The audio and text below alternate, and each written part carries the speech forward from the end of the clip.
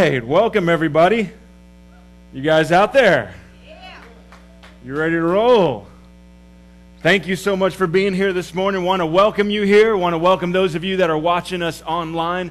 Again, want to thank you for being here. It sounds like I'm a little loud. If you guys want to bring that down just a tad. But thank you guys for being here. We're kicking off a new series called Forgotten Virtues. And I don't know about you, but have you ever just like realized that there was something that you had that you didn't know you even owned? Have you ever just like found something that you never even knew you had it? Like you never even knew it was in your possession. You never knew, you can't remember the day that you bought it. You can't remember how it came into your possession. But one day, maybe you're sweeping, which guys probably don't do that all that often, but you're sweeping behind a couch or something like that, and there's just maybe a child's toy or just maybe something that you had that you just totally forgot that you even possessed, that you totally forgot that you even owned, that you totally forgot you even paid for or bought at some point in history. And so I want to look at that in a little bit this morning in relationship to some virtues that I believe in our culture, that I believe in our nation, and I believe around the world that we've forgotten, so to speak. That in some ways maybe we've always known that they were there, but it's like we need to kind of find them, revisit them, refine them, or rediscover them, if you will, and know what are they actually. And so this morning we're actually going to kick off this new series, again called Forgotten Virtues, and the title of the message is very simple. It's called Honor. Because we want to look at honor this morning as one of those forgotten virtues that sometimes just kind of gets put to the wayside, or just kind of gets shoved to the side, or gets put on a shelf. Honor. What exactly is honor? As one of these virtues that are probably important in our culture, probably, or I should say, one of those virtues that have gotten forgotten, but is probably important to our culture. I mean, think about that for a moment. Honor. Is honor important? Like to respect, to treat people with dignity and respect. Is that important, or is that just something, we could take it or leave it type of a thing? We could just we could have honor, or we don't have to have honor in our society. We could have respect, or maybe we don't really need respect in our society. Now, the first thing that I want to look at as we kick this off, and as we look at these forgotten virtues, and specifically looking at honor this morning. What exactly is honor? What exactly is honor? When you think of the word honor, what comes to mind? When you think of the word honor, what is it? What do you believe it is? How do you use honor? When you think of the word honor, how is it used in your life?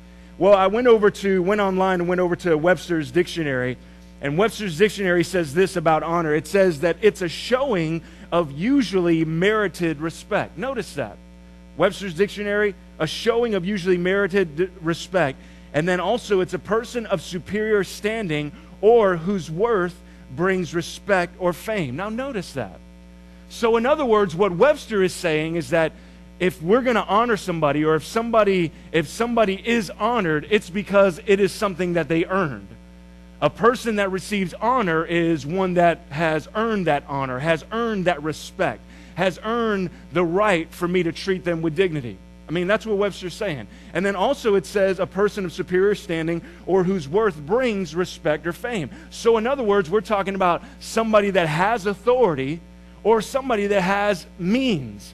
In other words, the people that are at the top of the totem pole, the upper echelon, those are the people that deserve respect. Those are the people that deserve honor. Those are the people that deserve to be treated with dignity. Now, I'm all for honoring people in authority. I'm all up for that. I believe that we should honor our president, the president of the United States. I believe that we should honor our government officials from the federal to the local level. I believe that we should honor police, and we should honor fire and rescue, and we should honor our paramedics and ambulance and all of that. I believe that we should honor people in places of authority. I get that. I understand that. I believe that as children should respect and honor their parents. I believe that with all my heart. And even as adults, we should still to this day respect and honor our parents. I believe that we should honor those that are in authority, whether it's our boss or a manager, somebody that is over us, that we should honor each other, that we should honor those people that are over us. I get that. I understand all that. But that is not where honor starts. See, and I think that's where kind of the mix-up is, in a sense, and this is where I believe the forgotten aspect comes in. The forgotten aspect of honor comes in because in our own lives, you and I could think of people that are in positions of authority. And I believe that we should honor people that have made great strides in our city and made great strides in our nation and around the world. I believe that we should honor people of that caliber that have done some great things. And so I believe in honoring a person that has a high standing, a place of authority. I believe in honoring somebody that has means from the standpoint of making great strides. But that is not the totality of honor. Honor actually starts somewhere before that. And so there again, you and I could think of people that are in places of authority, maybe somebody that's over us. We could think of people that are in those places of authority or people that have made those great strides, and we can say, yeah, I honor that person. I respect that person for what they've accomplished and what they've done, for what they've achieved in their life and the things that they've done through in our city and those sorts of things. And every single one of us have people that come to mind. Maybe it is our parents. Maybe it is a boss. Maybe it's somebody that we don't even know that has just made some great strides in our city or in our nation. And so we think of that person deserving of honor and deserving of respect and deserving to be treated with dignity. But here's the point again, is that is not the start of honor. That's another level of honor that, again, we should respect those people. But here's the aspect of honor that I believe has gotten forgotten. Every single person on the face of this earth deserves to be treated with dignity, honor, and respect. And that's where honor starts. See, every single one of you that are out here this morning deserve to be treated with dignity, honor, and respect. I don't care what your lifestyle is. I don't care what you believe. You are a human being, and you deserve to be treated with dignity, honor, respect. I don't care what color you are. I don't care what nationality you are. I don't care about your upbringing. I don't care where you came from. I don't care if you and I are always on the same page or we always agree.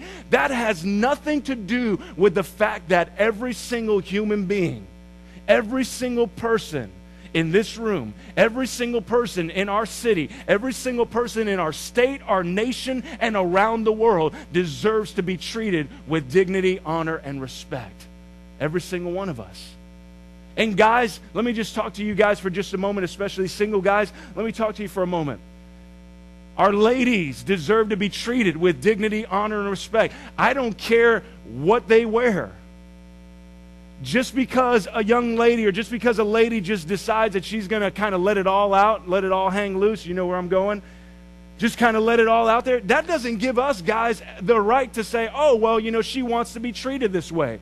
She wants to be treated with dishonor. She wants to be treated poorly. She wants to be treated like she has no value whatsoever. No, see, the problem with that is that's the wrong idea that we have. It's not that somebody earns it. Notice, again, Webster said it's somebody that usually they merit it. But it has nothing to do with earning honor, and we'll talk about that in just a few moments. It has nothing to do with somebody that earns it, that deserves it. It has every right to do with the very fact that you are a human being. And I am a human being.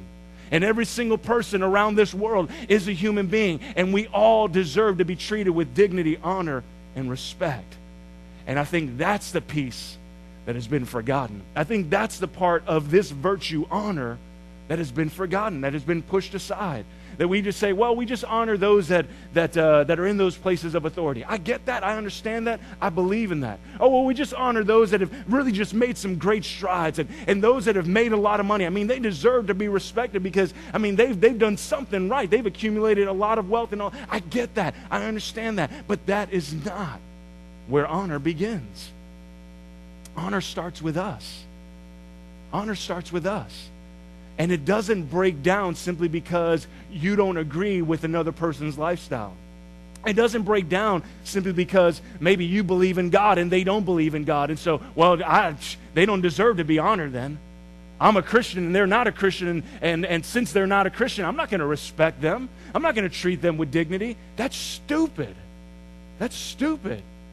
So it doesn't matter lifestyle. It doesn't matter about what they believe. It doesn't matter how they carry themselves. The fact of the matter is they deserve honor simply because you deserve honor simply because we're human beings. We're human beings. Every single one of us are human beings. Let me ask you something. Do you want people to respect you? Do you want people to treat you with dignity every day of your life? People, your family members, do you want them to treat you with honor and respect? Do you want your coworkers? Do you want your boss? I mean, even your boss, he has no right to just treat you any way that he wants to. He has no right to do that. Just because he's, in a sense, higher on the totem pole than you are, doesn't mean that he can treat you like dirt, and doesn't mean that he could treat you dishonorably and all of those things. Doesn't mean he could just walk all over you. No, you're a human being, and you deserve to be treated with dignity, honor, and respect. And so, do you want that? Do you want that for your life? Do you want people to treat you that way? Well, here's the thing, is if we want that, if we want to be treated with dignity, honor, and respect, then we also need to give that out. We can't just say, it can't just go one way and say, oh, well, I want honor, I want respect, and not dish that out ourselves, because every single person is a human being. Now notice this, Romans chapter 12 in verse 10, it says, be devoted to each other like a loving family. Stop there for just a moment. Listen to those words. Be devoted to each other like a loving family. I mean, have you ever been around a family that really loves each other? Now, they have their flaws, and they have their little spats and those sorts of things. But, I mean, especially like when you were growing up, do you remember going to your friend's house? And it just seemed like, man, their family, your friend's family, just really, they loved each other. Dad loved mom, and the parents loved the kids, and there was just that mutual respect and just that honor that the kids had for mom and dad, and there was just this love, this overflowing, even overwhelming love that was in the family. And maybe you've never experienced that, and maybe, sadly, maybe unfortunately, you didn't grow up in that type of childhood, or have that type of childhood, or have that type of upbringing. Maybe you didn't have that type of family, and I apologize for that, because every single child in our nation, in our world, should grow up with two loving parents and should grow up in a loving family. But unfortunately, we live in a world where a lot of that doesn't happen. A lot of that doesn't take place. But the point being is this, is that think of that loving family that maybe you knew as a kid when you went to your friend's house, or when you were a teenager and you went to your friend's house. Or think of that loving family that you've been invited over for dinner, and it just seemed like there was just this constant, unconditional, sacrificial love. And it wasn't fake. It wasn't like they were putting on a show. And you also saw some of the flaws and some of those things, but you just got that sense of, man, this family truly loves each other. Well, what God's showing us here is bring that family to your mind. And again, he says, be devoted to each other like a loving family. That we should be devoted to each other. We should be so devoted, so passionate about each other, to the extent that sacrificial and that unconditional love just overflows through our life. That we're not just saying, well, I'm not gonna be devoted to this person because I don't agree with their lifestyle. I don't agree with a gay or lesbian lifestyle, so I'm not going to treat them. I'm not going to treat them the way they want to be treated because I don't agree with their lifestyle. Well, see, if that's what you believe, that especially if you're a Christian this morning and you believe that God hates gays and lesbians, can I just mess up your theology a little bit? God doesn't hate gays and lesbians. God loves every single person the same. Now, God doesn't love the lifestyle. He doesn't like the lifestyle, just like God doesn't like certain things in me. And that as I grow in the Lord and as I submit myself more to God and as I allow His Word to penetrate and transform my life, then God is removing some of those things that He doesn't like about my life, simply because it's not the fact that God just chose one day to say, well, I don't like this, I don't like that, I don't like this, I don't like that. It's the fact that the very things that God doesn't like in your life and in my life are simply because those things are destroying our lives. And God is the creator of life, and God wants life for every single one of us. And so that's why God wants to bring change in my life. That's why God wants to transform your life.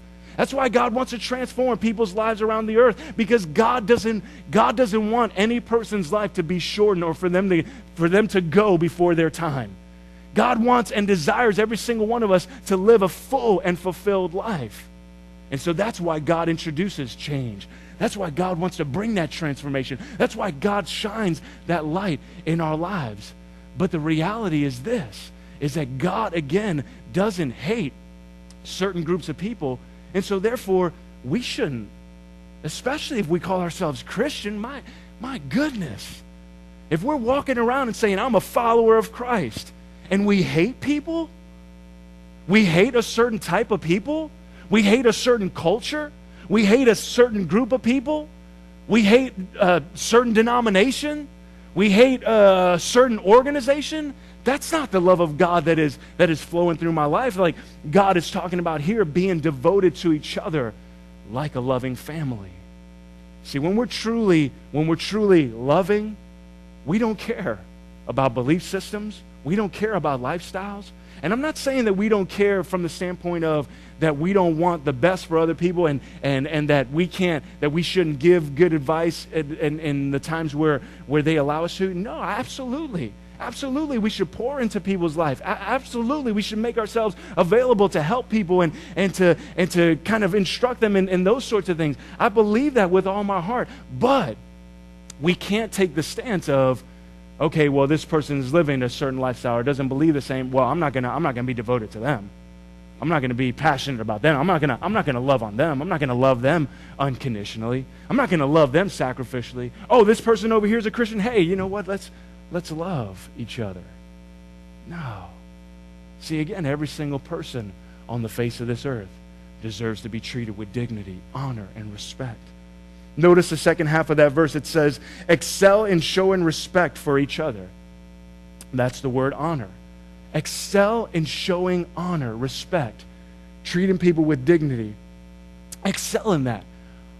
This word excel actually means to outdo. Can you imagine this? Like, what would our world actually look like if we were outdoing each other in respect? Well, no, you're not going to outdo me. I'm going to respect you more. No, well, I'm going to respect you more. This word respect actually, and here's where Webster's dictionary, where it kind of gets blown out of the water. I mean, I agree with some of the things as far as what Webster's, but that's not the totality of honor. What this word honor, this word respect, what it actually means in the Greek is this. It means somebody that is valuable, somebody that is precious. See, now this brings honor into light that maybe some people don't deserve respect. Maybe they don't deserve to be treated with dignity. And I'm just talking from a human standpoint, from the standpoint of where we see maybe some of the bad things that they do, maybe some of the bad things that they do in people's lives. But here's the thing, is they have value just like you have value. And yeah, maybe their life is misdirected and maybe their thought process and the way that they talk and the way they conduct their lives, maybe that's a little bit misdirected, but they're just as valuable. Every single person is just as valuable as you are. I am no more valuable than anybody here. Just as you've heard me say before, I am no more closer to God than you are. I'm a human being just like you are, and I have the same value that you do. But notice again, it says, to excel in showing value, in showing how precious each other is or are. See, you have value. There's a certain price, if you will, that's on you, and that's on every person, and that's on me. There's a certain value. Now, we don't know, there's not a price tag. We just know this. Every human being is valuable. Every human being is precious. Every human being has worth. And here's where things kind of get twisted, all right? Where things kind of get twisted is where we don't see the value in each other simply because we're so self-conscious. And I mean self-conscious from the standpoint of we're selfish. And that just comes naturally to us. That comes naturally. It's something that as human beings, because it comes naturally to us to be selfish, it's something that we have to work on. It's something that we have to make a concerted effort to put aside that selfishness because it's something that comes natural to us. We're so consumed by ourselves, with ourselves, that it's easy for us to walk all over people simply because all I care about is me. All I care about is number one. All I care about is what's going on in my life. All I care about is where I'm going. And so if I've got to step over a bunch of people, if I've got to step over them and hurt them and criticize them, make them look bad in order for me to get the promotion, then so be it. Because all I'm consumed with, all I know, all I care about is myself. And that's where we're taking away that value that God has placed on every human being, on human life. That God has placed on human life itself. That's where we're taking away that value and that preciousness of every single person on the face of this earth, every single person that we come in contact with. And what we're saying is they're not valuable. In other words, we dishonor them. In other words, we disrespect them. In other words, we say that I don't care what value even God says you have or what other people say you have. In my book, you have no value whatsoever. In my book, you're not precious at all. See, and this is where we pick and choose who's valuable and who's not. See, like I could, if I'm driven by my selfishness, then I'll say, okay, well, my wife, Christine, she's valuable. She's precious in my life. I'll look at my family members and I'll look at my brothers and my parents. And I'll say they're valuable and they're precious in my life. I'll pick out certain friends that I have that are really good friends of mine. And I'll say, oh, those people are valuable and they're precious to my life. But everybody else, if I'm selfish and if I don't care about anybody else but myself, then I'm going to strip away what honor they should have, what value they do have, and I'm going to bring it down to nothing. Not simply because I have the power to do so, but just simply because I'm full of myself. And I don't care. I don't care about you. I mean, honestly, I do. But you understand what I'm saying. I don't see that value. I don't see that preciousness that you have if I'm consumed by myself. If I'm consumed with me, if I'm consumed with my life and where I'm going. Here's the thing that we have to understand. One of the reasons that people have value, aside from God saying every human being has value and is precious, one of the other personal reasons, as far as personally for your life and my life, that they have value is because you are not going to get where you want to go and where you need to go and where your life is heading. You are not going to accomplish the things that you want to accomplish for your life without people having input and having influence and even putting their energy and their labor and what they know, their experience in your life. You're not going to do it on your own. I mean, think about that for a moment. Think back at your life and how many people have influenced your life. And how many people have shaped you into the person that you are today. Think back in your life when you were in a time of struggle, when you were going through a time of hardship, and the people that came alongside of you and helped you. Think about the times where you didn't know the answer to some things, where you didn't have the solution, and people came alongside of you and they helped you. They added value to your life. And not just up to this point, but from this moment forward, there are people that are going to add value to your life. There are people that are valuable to you, not just simply because God has said it, but also because you and I need, excuse me, you and I need help. Can I get that water bottle for a second? You and I need help. You and I need assistance in going and accomplishing the things that we want to accomplish in our life. Every single one of us. And people along the way are going to help us. People along the way are going to assist our life.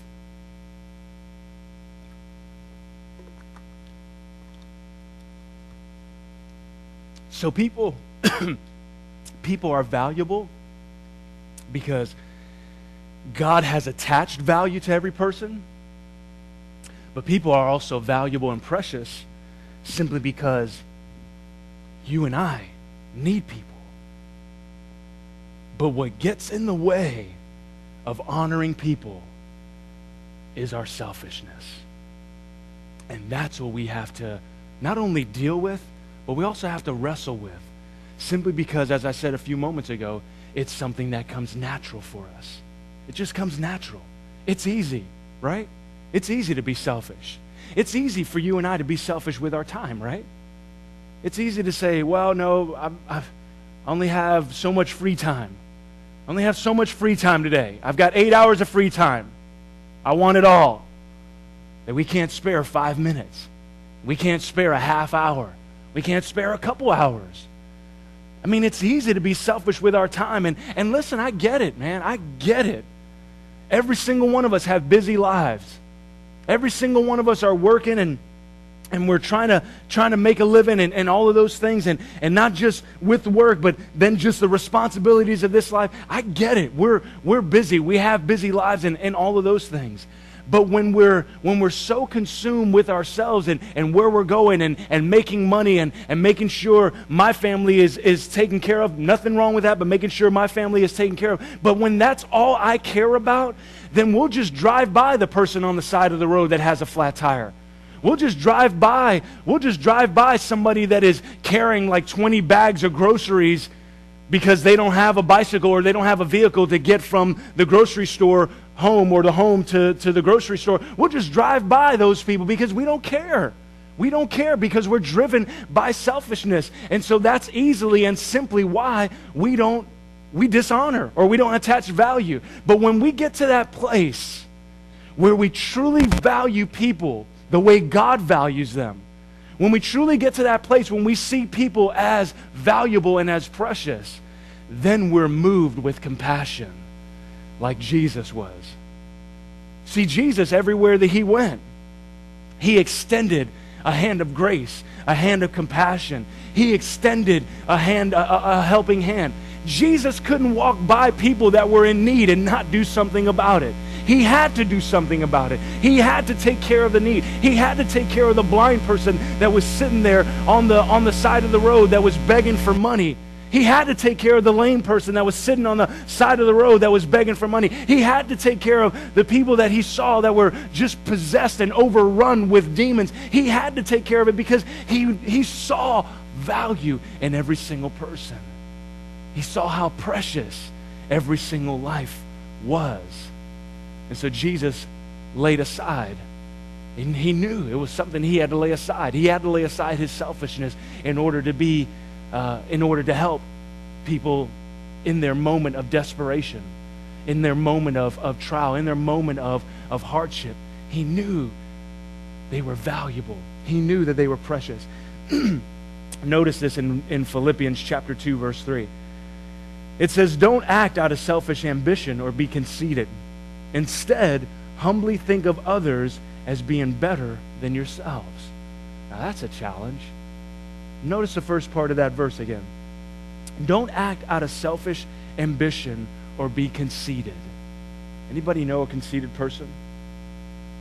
Somebody that's got their nose in the air, looking down at everybody else. You'll never attain to the position that I'm at. You'll never have the means that I have. You'll never have the authority that I have. You'll never look like me. You'll never dress like me. You'll never be as popular as me. You'll never have the fame that I have. People that are looking down their nose at everybody else because they're conceited. People that are looking down their nose at everybody else because they're selfish. They just care about themselves. And they look at everybody else as just worthless. Worthless. The Bible makes it very clearly that those who humble themselves, they'll be exalted, but those who exalt themselves will be humbled. See, God doesn't have a problem kicking somebody off their high horse. He did it with Saul, who became Apostle Paul, who wrote most of the New Testament of the Bible. Paul was on his high horse, thinking he was doing something great for God and thinking he was honoring God, and Jesus threw him off his high horse and said, hey, listen, Paul, or Saul at that time, you need to change your act. You need to start caring about people. You need to start loving people. You need to start treating people with dignity, honor, and respect. Because when we get to that place where, again, we just care about ourselves, and we're so selfish, we're driven by selfishness, then we will become conceited, and we'll just look down our nose at everybody else. Nobody can ever attain to the position that you're at.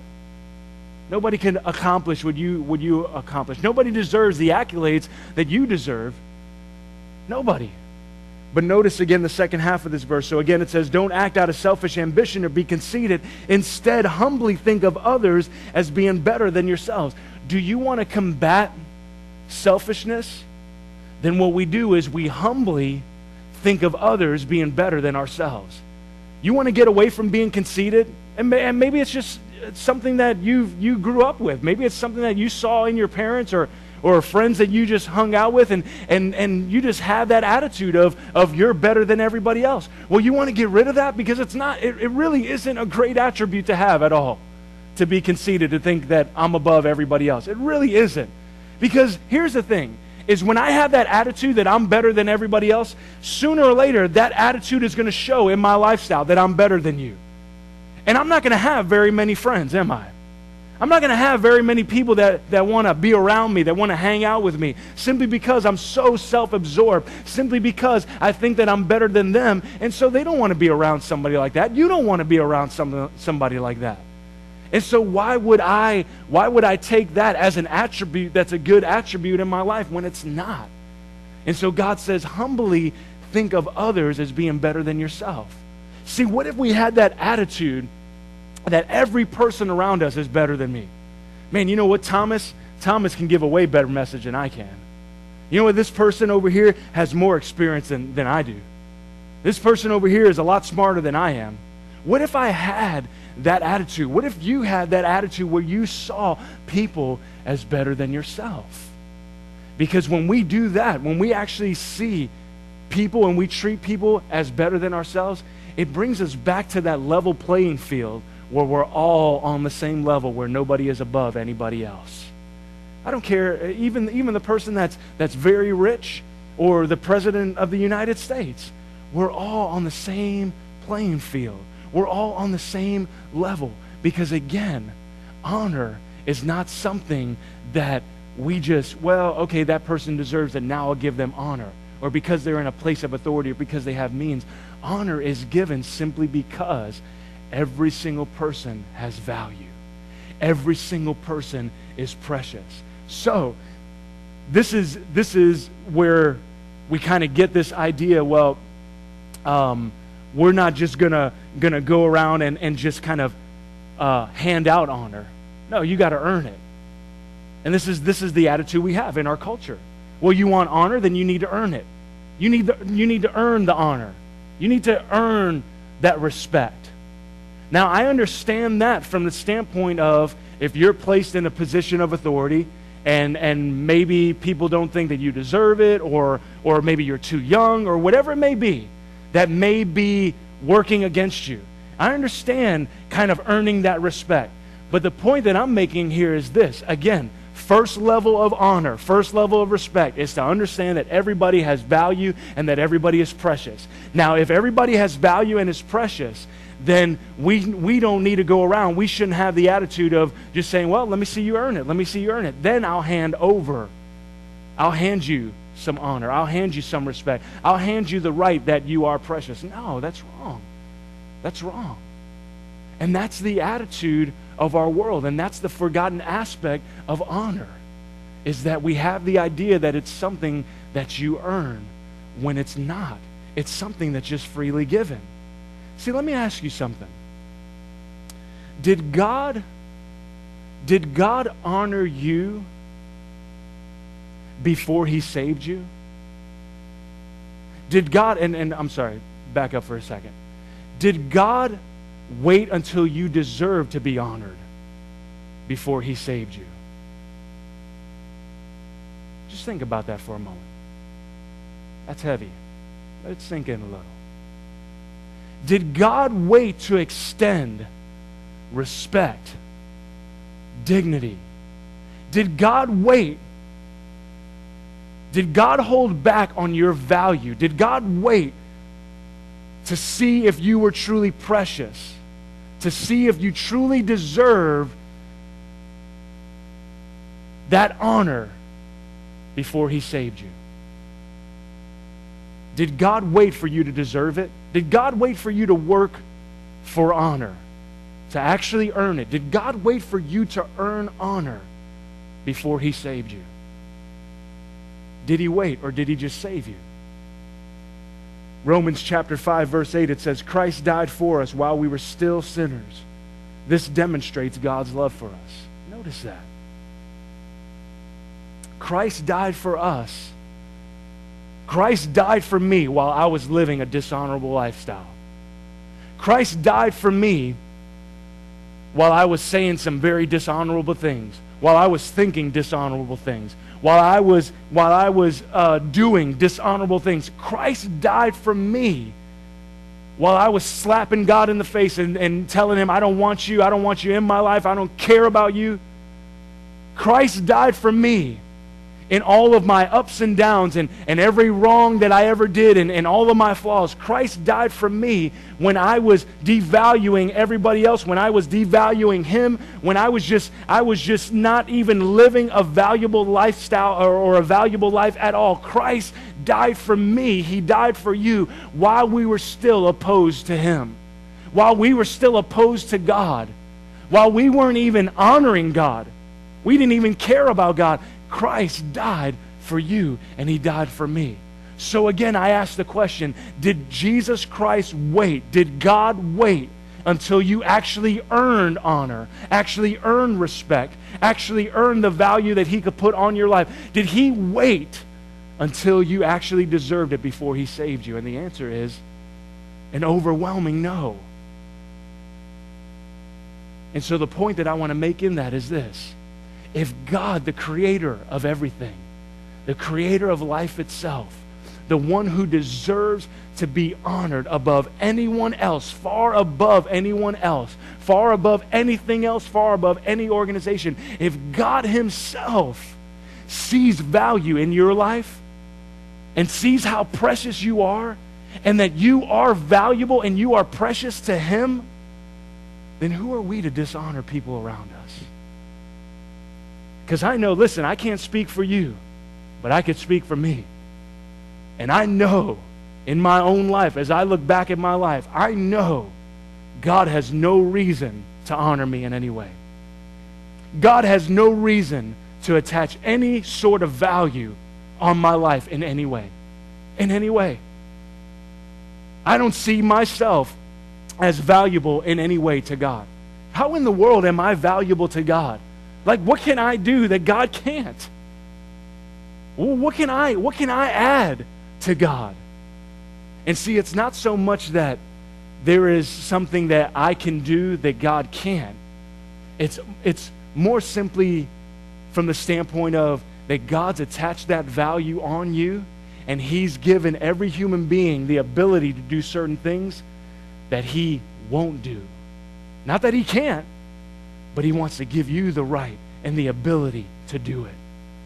See, God, if He wanted to, for example, God, if He wanted to, He can just announce, hey, I'm God, and I've saved you, I've delivered you, and if you want salvation, just call upon my name right now. God can shout from the heavens, and He probably doesn't want to shout because we just turn to dust, but maybe like a whisper or something like that. But God can just say, I'm here, I love you, I'm for you, and I've saved you. And if you want salvation, if you want life after you physically die, then right now call upon my name. Right now make me the Savior and Lord of your life. God has, God's sound system is not messed up. He can voice that out, and He can say it very clearly. But see, here's what God's done, is God's chosen to use people like you and me to get the gospel, the good news about Jesus Christ saving the world, to get that out into our world. It's not that God's handicapped. It's not that God's lost His voice because He's tired of complaining about us. God hasn't lost His voice. But see, God sees and God has placed value on every single one of you, every single person on this earth. God has placed gifts inside of you that other people don't have. There are gifts and talents that you have that I don't have, and gifts and talents that I have that you don't have. Now, God, if he wanted to, we didn't have to have any gifts. He didn't have to give us any gifts or any talents, but he gave us those things to impact each other's lives. He gave us those things to make the world a better place. He gave us those things to extend that hand of love and extend that hand of life by the very things that we create. God gave us the ability to create things. God could speak all of that into existence. He doesn't need us. But God has attached value on every single one of us. And God says, what I'll do is this. It's not that I am handicapped, but I'll handicap myself because I've attached value on you. And I want you to use your gifts to make the world a better place. I want you to use your gifts to impact people in a good way, in a great way, to bring love and to bring life into people's lives. I'll give you the ability to do that.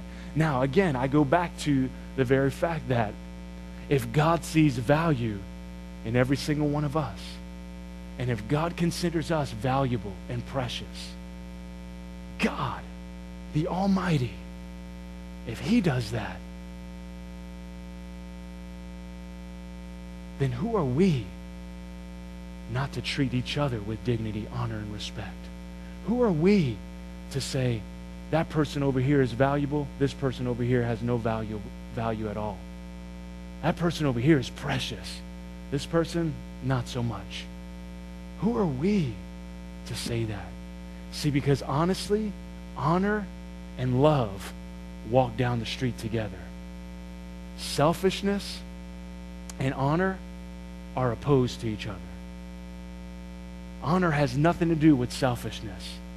But when I get rid of my selfish nature, when I get rid of that attitude of that it's all about me, and I understand that there are other people involved and that other people, they're valuable and they add value to my life. When I understand that, then I'm going to treat people with dignity, honor, and respect. I'm going to treat people the way they should be treated. I'm going to extend that hand of love to them simply because God attaches that value to them and they add value to my life. You see where we're going? See, it's the attitude of our culture. It's the attitude of our world that, well, you've got to earn it. And God says, no, I just give it. I just give it. I just give value. I just give worth.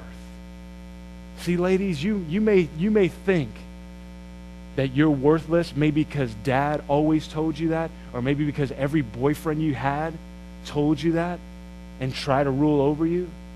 Well, can I just tell you this morning that the one that matters most, the one whose words matter most, is God, and he says you're worth it. He says you're worth being treated with dignity, honor, and respect. That you have worth, that you have value. And maybe some of you have been beaten up over and over. Maybe people have told you over and over that you'll never amount to anything and that you're no good and that you can't accomplish anything. Maybe people have told you over and over simply because they've seen your past. And maybe your past is not really all that good. Maybe your past is full of addictions. Maybe your past is full of pornography. Maybe your past is full of anger issues and all sorts of things. Maybe your past is not a very bright past. Maybe it is. Okay? And maybe you've allowed people to have entrance into your life. And that's a tough thing because if all you're hearing it is from family members or people that know you most, it rips you apart. It drives you down. It discourages you. And I get that. But here's the thing. You need to hear this morning from the one whose words really matter and the one who always speaks the truth and the one who always speaks life. And he wants you to know, God himself wants you to know that you are valuable. He doesn't care what your past is. He doesn't care what you've done. He doesn't care how many people you've hurt. He doesn't care what your attitude has been up to this point. He doesn't care what you've struggled with up to this point. You need to know that God loves you right where you're at and that you're valuable in his eyes. You're valuable. You're valuable to him. You have worth. And so stop letting other people tell you who you are and allow God's words to ring clearly in your ears about who he says that you are. Now, I may not be there. And I'm very honest, I'm not there. But here's what I know. God's speaking those things about me. And here's the thing that you and I need to know, and especially as we honor people, is we may say, wives, you may be saying, well, you know, my husband doesn't deserve to be honored because he's so disrespectful and he's so this, and you've got all these negatives. Here's what you need to know. And vice versa. And maybe our boss doesn't deserve. He just walks all over me and just tells us to do stuff. And here's what you need to know.